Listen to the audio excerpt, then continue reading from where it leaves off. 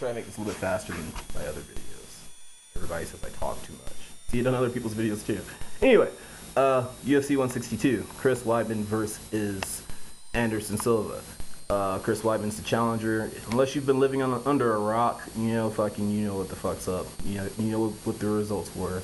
And I'm gonna say that Anderson threw this fight. Okay, now let me kind of deliberate. I'm not gonna get too deep into it, but let's just look at the facts here. Weidman hasn't beaten anybody to compete with Anderson Silva. No one.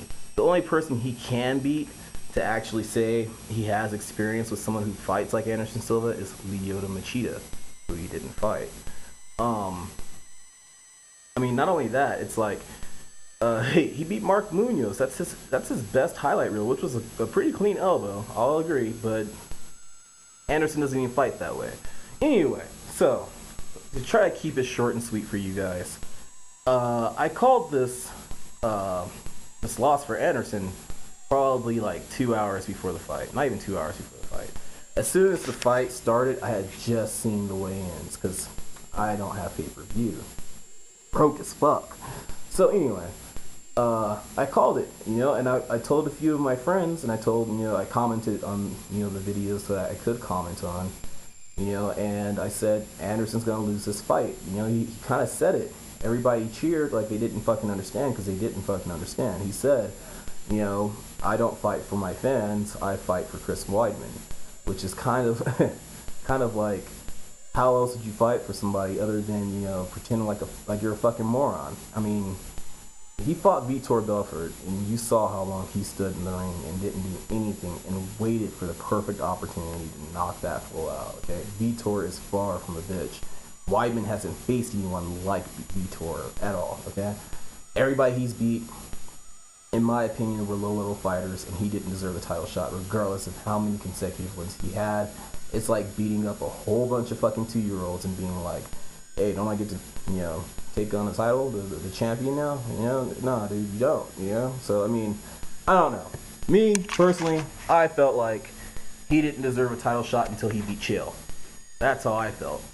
Chael's the only one I feel that if he had more skills other than wrestling, could beat Anderson Silva. He's the only one, bottom line. He's just that good of a wrestler. But, I mean, I don't know, what do you guys think? I think it was bullshit. If you want to watch the video, I'm going to put a link in the description. I think it's right here. It's the first time I ever did that. I think it's right there. And, look at it. Look at what I'm saying. After he weighs in, after they kind of make out for a little bit, and he says that, he says exactly what I said. I don't fight for my fans. I fight for Chris Weidman.